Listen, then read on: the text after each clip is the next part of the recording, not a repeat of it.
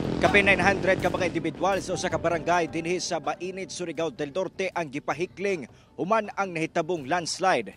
Sobra 20 ka mga panibalay ang nadanyos, hinoon walay kinabuhing nakalas.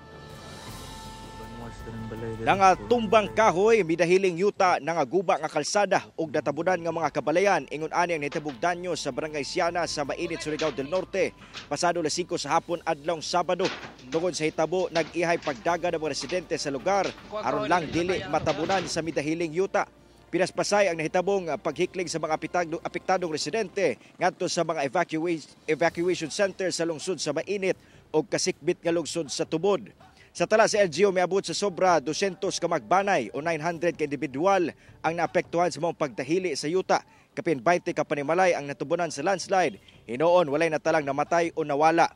Ang gitudlong hinungdan, ang pagkabungkag matud pa sa tailing storage facility sa usa ka binahan sa maong barangay. Apan sumala pa sa maong mining company nga Greenstone Resources Corporation. Ang dili matud pa pagpasagad sa ilahang korporasyon ang nahitabo. Apan usa lamang kini ka pagkaguba sa kining karaan nga tailings storage facility.